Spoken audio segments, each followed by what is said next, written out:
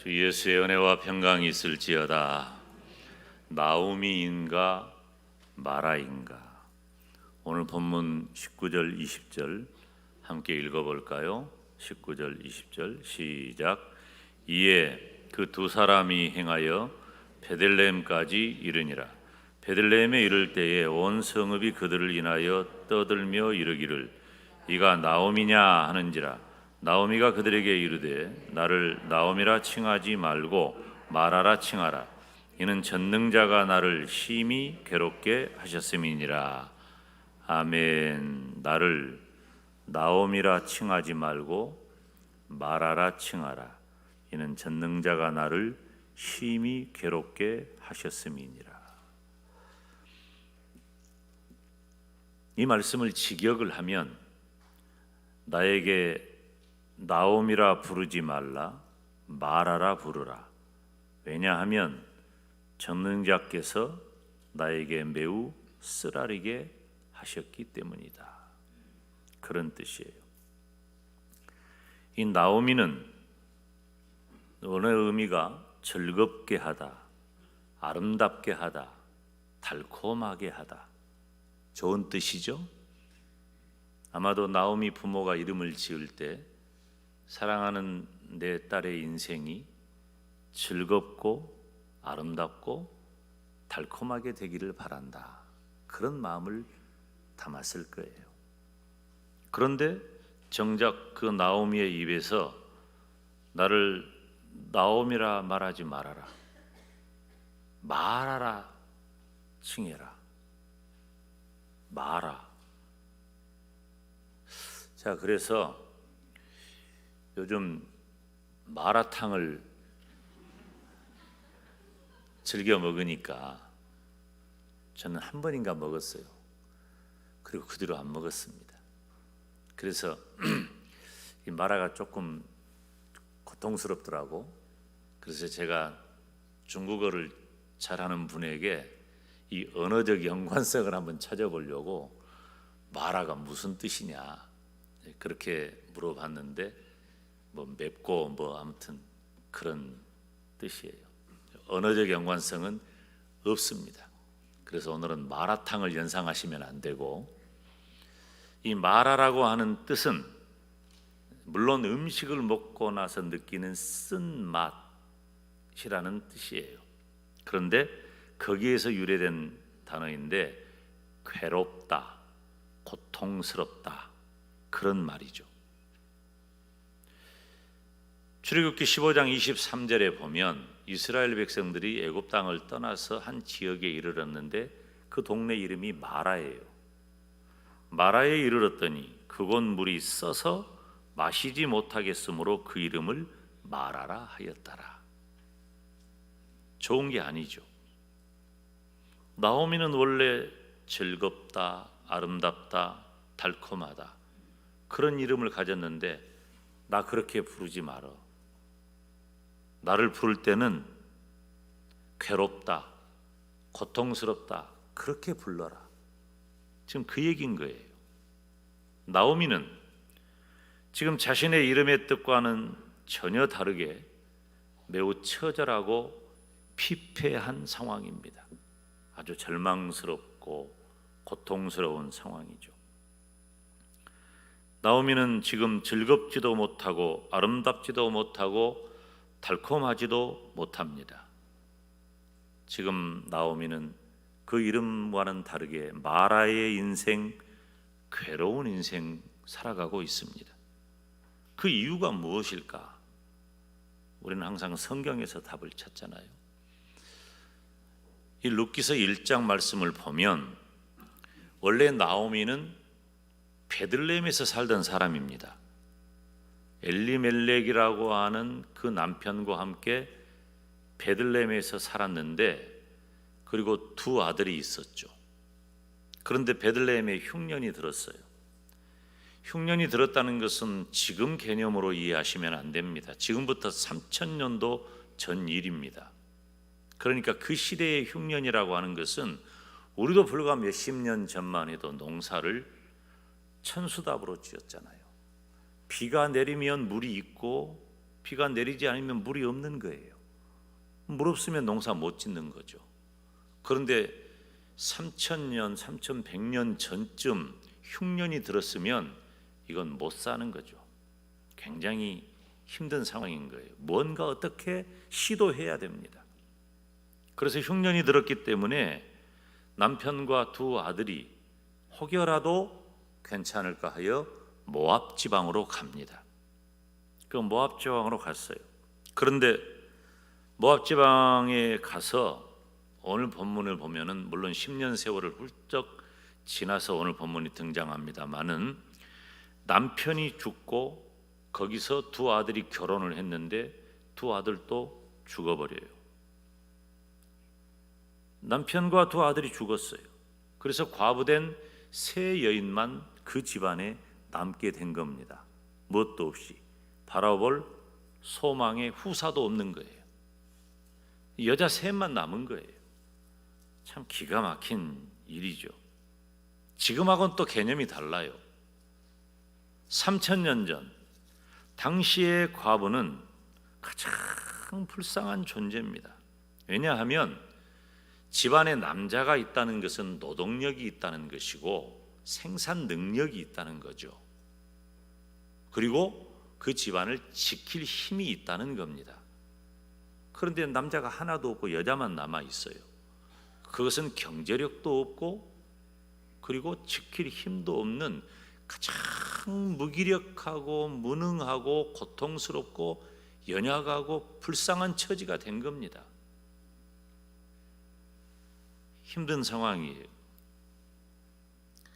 그래서 당시의 과부가 되면 가장 불쌍한 존재는 고대 사회에 보면은 세상적으로도 형사 취수제, 즉 형이 죽으면 그 형수를 동생이 취해서 아내로 맞아들이는 거예요. 왜냐하면 근거가 사라지기 때문에, 힘의 근거가. 그리고 계대 결혼을 하게 하죠. 성경에서도 그와 같은 형태를 따라서 합시다. 기업 물을 자. 이 기업 물을 자라는 표현이 이 룻기에 등장을 해요. 룻기에만 등장한 건 아니에요. 이 기업 물을 자라고 하는 제도는 장자권자가 비록 죽는다 할지라도 중요한 건 뭐예요? 가문의 혈통은 이어가야 될 거 아니에요. 집안은 이어가야 되니까. 여러분, 이 집안을 이어간다는 것이 얼마나 중요한 문제인지 단순히 우리 집안 혈통이 아니라 지금 이스라엘에서 혈통을 이어간다는 것은 너무 중요한 하나님의 구원의 언약 과정에 있어요. 그렇기 때문에 기업 물을 자가 제도로 율법으로 등장한 것이죠.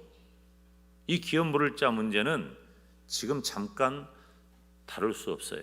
그래서 다음 주일에 기업 물을 자에 대한 설교를 따로 하겠어요. 오늘은 기업 물을 자가 바로 율법으로 제도적으로 정해 놓았는데 신명기 25장 5절 6절 말씀이 바로 그 기업 물을 자에 대한 내용이거든요. 한번 읽어볼까요? 시작. 형제들이 동거하는데 그중 하나가 죽고 아들이 없거든 그 죽은 자의 아내는 나가서 타인에게 시집가지 말 것이요 그의 남편의 형제가 그에게로 들어가서 그를 취하여 아내를 삼아 그의 남편의 형제된 의무를 그에게 다 행할 것이요 그 여인이 낳은 첫 아들로 그 죽은 형제의 후사를 있게 하여 그 이름을 이스라엘 중에서 끊어지지 않게 할 것이니라. 중요한 장면입니다. 그런데 이 나오미와 자부들은 기업 물을 자가 없어요. 아들이 다 죽어버렸어. 남자는 다 죽어버렸어. 그러니까 집안이 완전히 이제 씨가 말라버리는 상황이에요. 기업 물을 자가 없는 거예요. 그런 가운데 베들레헴으로 다시 돌아오게 된 것입니다. 이 장면을 보면서 우리는 나오미인가 마라인가 라는 제목으로 잠깐 말씀을 살피려고 합니다. 첫 번째 장면은 이들이 모압 지방으로 간 일입니다. 룻기서 1장 1절 2절 말씀입니다. 함께 읽습니다. 사사들의 치리하던 때에 그 땅에 흉년이 드니라. 유다 베들레헴의 한 사람이 그 아내와 두 아들을 데리고 모압 지방으로 가서 우거하였는데 그 사람의 이름은 엘리멜렉이요 그 아내의 이름은 나오미요 그 두 아들의 이름은 말론과 기련이니 유다 베들레헴 에브리앗 사람이더라. 그들이 모압 지방에 들어가서 거기 유하더니. 지금 가나안, 이스라엘, 그러니까 유대 땅의 베들레헴에 엘리멜렉과 나오미의 가정이 살았습니다. 그때 흉년이 찾아온 거예요. 기근이 찾아온 겁니다. 이것은 상당히 심한 어려움이라는 설명을 했죠. 고난, 환난, 어려움을 만난 겁니다. 여러분, 우리 인생길에는 이처럼 내가 어떤 저지른 잘못과는 상관없이 혹은 어떤 이유로 내 인생에 어려움을 만날 때가 더러 있습니다.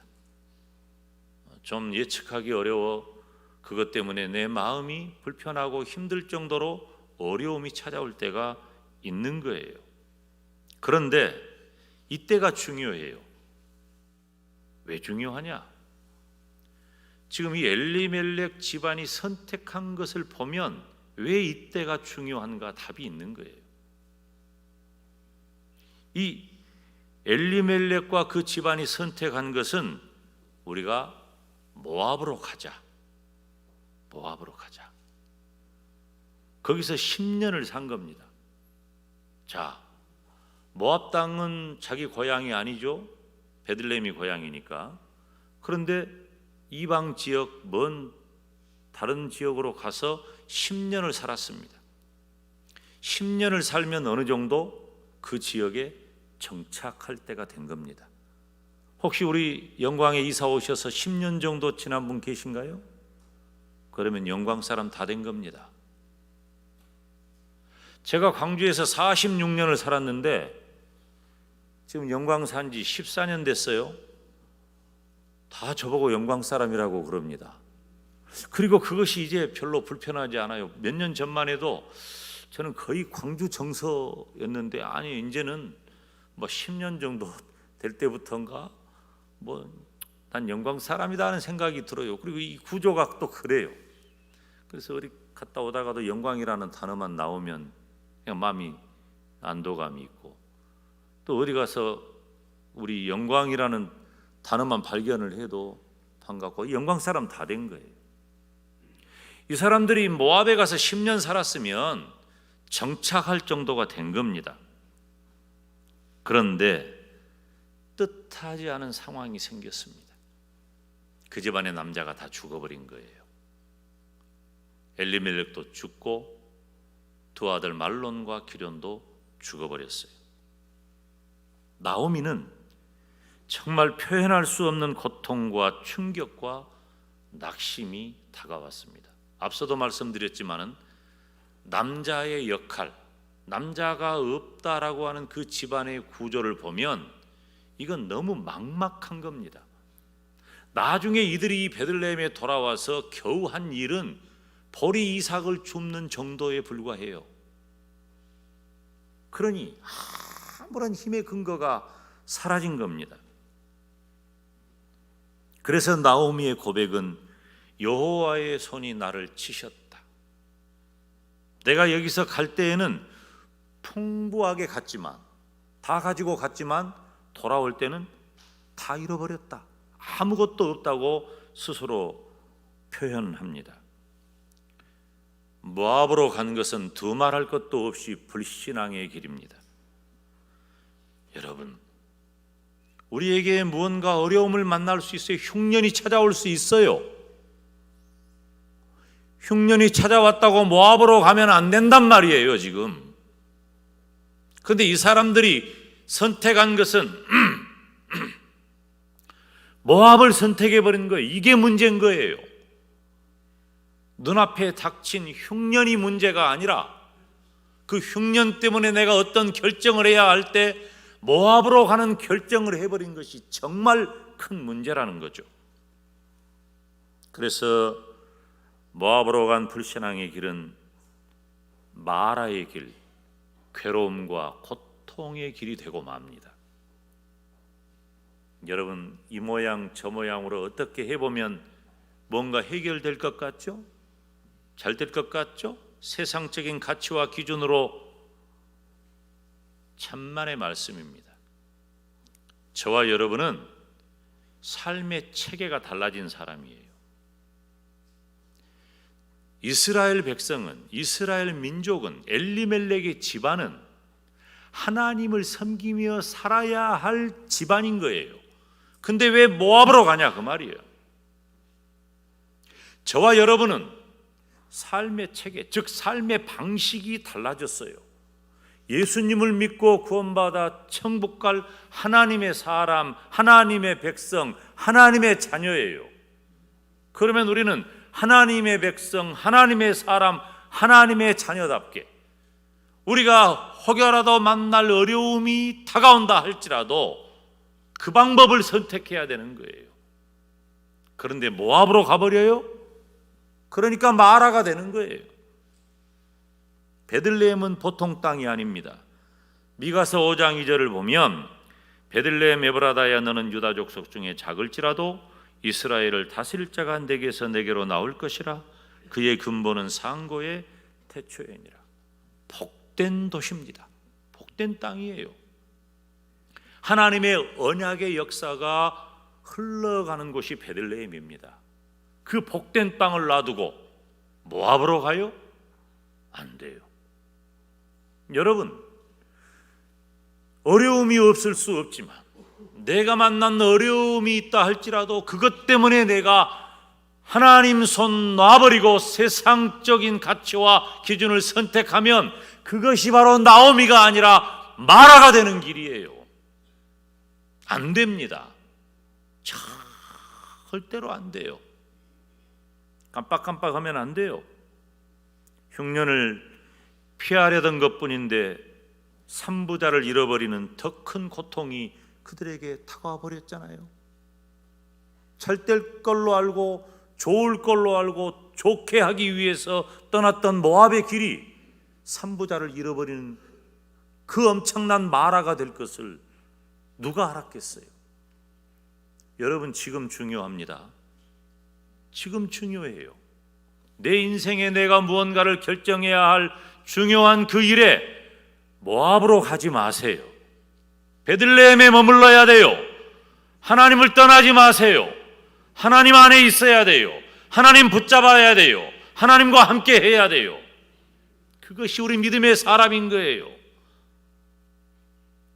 망하는 길 가지 말고 마라의 길 가지 말고 어떠한 경우에도 나오미의 길을 택하시기를 축원합니다. 성경에 보면 참 이 복된 곳을 떠나 고통을 당하고 어려움을 만난 사람들의 얘기가 얼마나 많은지 몰라요. 그 대표적인 것이 누가복음 15장의 둘째 아들이잖아요. 근데 누가복음 15장에 나오는 그 둘째 아들은 우리가 둘째 아들이라고 성경에는 그렇게 기록이 돼 있어도 우리는 뭐라고 부릅니까? 탕자라고 불러버립니다. 아버지한테 자기 지분을 요구해가지고 떠난 거예요. 떠나가지고 허랑방탕해가지고 다 말아먹어버리고 완전 거지가 다 돼가지고 돼지나 먹는 쥐염 열매 주워 먹고 있다가 생각해보니까 우리 아버지 집에는 종들도 따순 밥 먹고 사는데 내가 이게 뭔 꼴이냐? 왜 종들도 따순 밥을 먹는 자기 아버지 집을 떠나서 이 마라의 길을 가냐 그 말이에요. 안 됩니다. 창세기 12장 10절에 의해 보면 아브라함 때도 흉년이 옵니다. 흉년이 오니까 아브라함이 어떻게 합니까? 애굽으로 가는 거예요. 왜 애굽으로 가냐 그 말이에요. 왜 아브라함쯤 돼가지고 애굽을 가냔 말이에요. 애굽에 가서 뭐 좋은 일 있어요? 애굽에 가서 결과적으로 바로에게 자기 아내를 뺏겨버리잖아요. 안 되는 거예요, 애굽으로 가면. 그런데 데자뷰처럼 그 아들 이삭도 흉년이 오니까 여러분 봐요. 블레셋 지역의 평야 지역 그랄 평지로 내려가 버립니다. 이삭도 큰일 날 뻔한 거예요. 이 이삭도 그 그랄 평지에서 아비멜렉에게 자기 아내를 뺏길 뻔하잖아요. 하나님이 그냥 비상 간섭해가지고 살려줬으니까 산 거지. 안 돼요, 여러분. 약속의 땅을 버리고 엘리멜렉의 가문은 불신과 그모스 우상의 땅 모압으로 갔는데 그 결과는 더 큰 고통을 당하는 겁니다. 안 돼요, 여러분. 우리는 그렇게 살면은 안 되는 사람이 된 거예요. 지금 좀 손해보는 것 같아도, 어려움을 만나는 것 같아도, 지금 답답하고 힘들어도 눈물 나도 모압 가면 안 됩니다. 하나님 떠나면 안 됩니다. 베들레헴에 머물러야 합니다. 교회에 머물러야 합니다. 믿음의 길 가야 합니다. 하나님 안에 있어야 합니다. 하나님을 떠나면 안 되고 믿음을 떠나면 안 돼. 우리가 더 좋은 것 선택한 것 같아도 믿음의 원리가 아니면 나오미로 살아야 할 사람이 마라가 되어버리는 거예요. 그리고 어떻게 했습니까? 나오미는 다시 베들레헴으로 돌아옵니다. 두 번째 장면은 베들레헴으로 돌아오는 거예요. 룻기서 1장 7절에 보면 있던 곳을 떠나고 두 자부도 그와 함께하여 유다 땅으로 돌아오려고 길을 행했다 그랬어요. 이제는 나오미는 아무것도 없어. 소망이 없어. 모압 땅에서는. 왜 이걸 인지하냔 말이에요. 여러분, 모압 땅은 소망 없습니다. 세상은 소망 없습니다. 하나님 떠나면 그때부터 소망의 끈이 끊어져 버린 거예요. 안 돼. 그걸 알고 나오미가 다시 유대 땅 베들레헴으로 돌아오는 겁니다. 결과적으로는 두 자부 가운데 룻하고 둘이 돌아오게 된 거예요.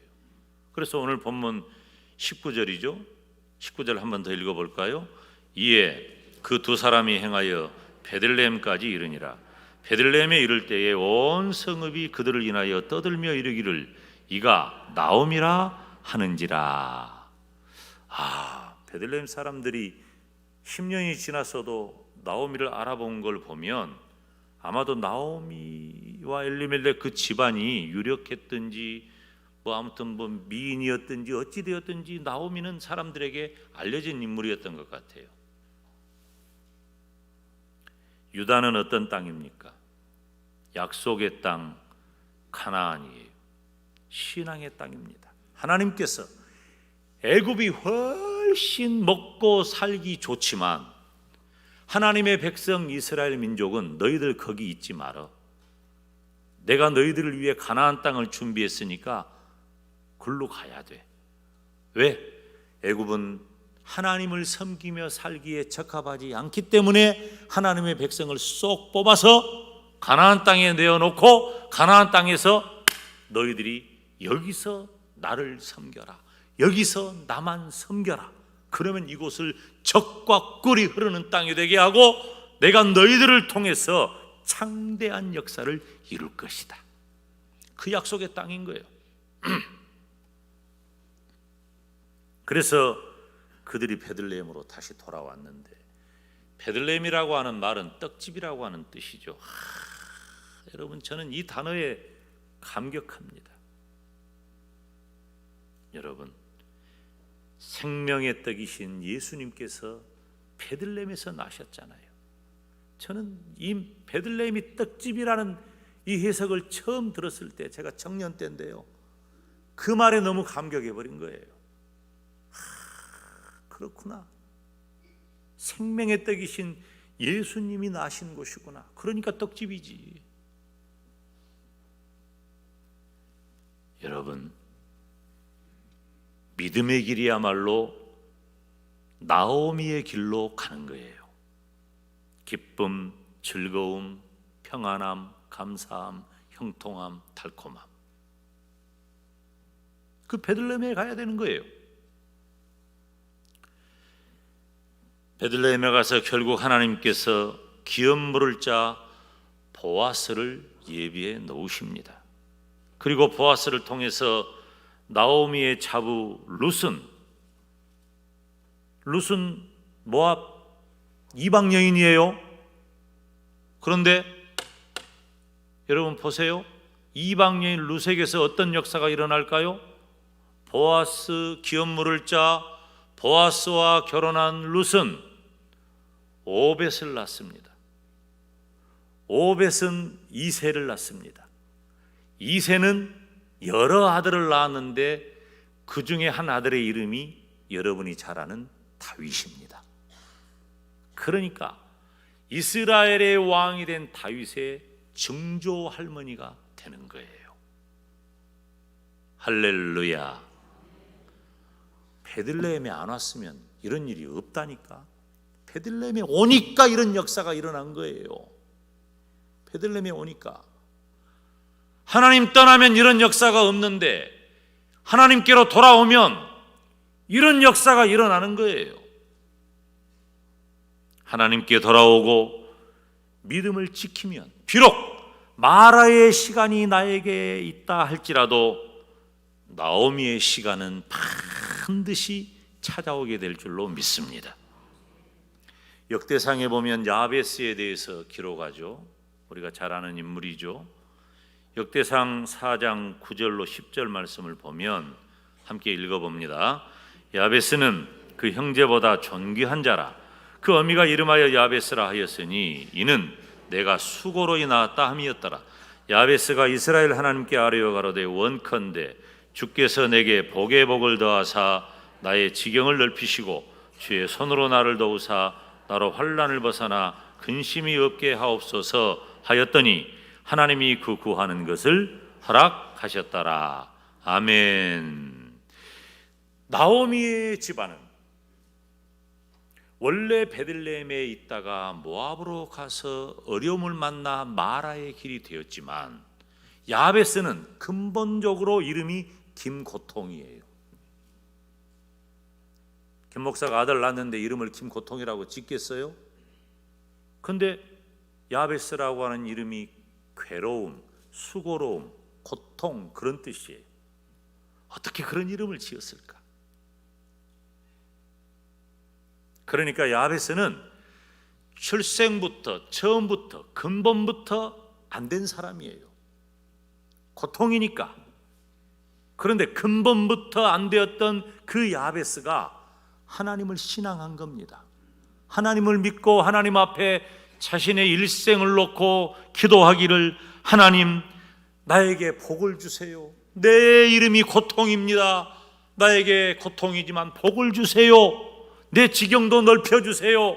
내 지경이 넓어질 때 그것을 감당할 수 있도록 하나님의 손으로 나를 도와주세요. 그리고 환난에서 벗어나 근심이 없게 해주세요. 하나님을 의지하고 하나님을 신앙했습니다. 결과적으로 어떻게 되었어요? 그 형제보다 존귀한 자라. 이름은 고통이지만 결과는 그 형제보다 존귀하게 된 겁니다. 이것이 하나님을 붙잡고 하나님을 신앙하고 하나님 안에 있어서 믿음을 지킨 나오미의 축복인 겁니다. 사랑하는 여러분, 우리가 때로는 내 죄 때문이기도 하지만 이유 없는 사단의 시험 때문에 마라의 삶이 될 수도 있어요. 이런 땐 참 억울하죠. 안 당해본 사람 모를 거예요. 욥기서 1장에 보면 이유 없이 이건 사단의 시험 때문이에요. 욥의 자녀들이 다 몰살당해 버립니다. 욥은 가리켜서 동방의 의인이라고 불린 사람인데 하루아침에 자식들이 다 죽어버려요. 그리고 재산이 다 날아가 버립니다. 재벌 같았던 재산이 다 사라져 버렸고 욥은 자신도 병든 채 사람들의 비웃음거리가 되고 맙니다. 욥의 체면에 살겠어요? 못 삽니다. 차라리 네가 믿는 하나님을 저주해버려라, 그렇게 비웃고 조롱합니다.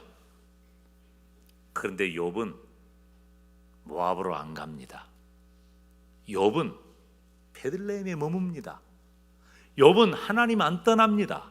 욥은 하나님을 붙잡습니다.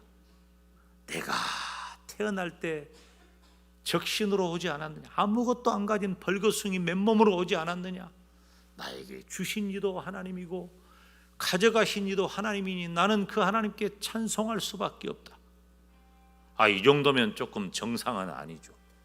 욥처럼 그런 어려움을 만났는데 이 정도 상황이 됐다고 하는 것은, 제가 은유적인 표현이지만은 욥은 모압으로 가지 않고 베들레헴에 머물렀습니다. 결국 어떻게 되었습니까? 욥에게 나오미의 삶이 찾아온 것입니다. 욥기서 42장 10절 말씀을 보면 함께 읽어봅시다. 욥이 그 벗들을 위하여 빌매 여호와께서 욥의 곤경을 돌이키시고 욥에게 그전 소유보다 갑절이나 주신지라. 아멘. 갑절이나 주었기 때문에 이 말을 하는 것은 아니지만, 여러분 우리 믿음 지킵시다.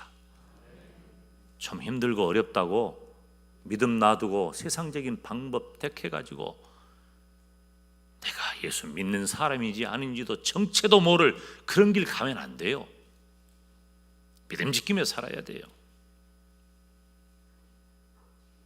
사랑하는 여러분, 부족한 종은 어떤 경우에도 성도들에게 문제가 없다, 만사가 다 형통한다,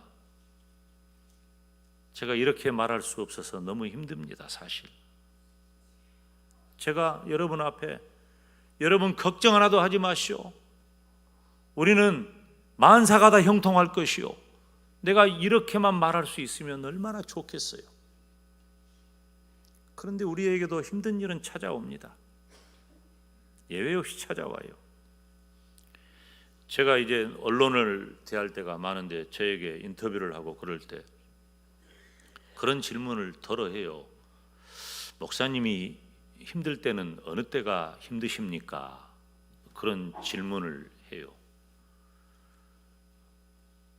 저는 거의 그렇게 대답해요. 한 30년 동안 그렇게 대답한 것 같아요. 나는 성도들이 힘든 시간을 보내는 걸 볼 때 내가 제일 힘들다. 나는 여러분이 좋으면 나도 좋고 여러분이 힘들면 나도 힘들어요.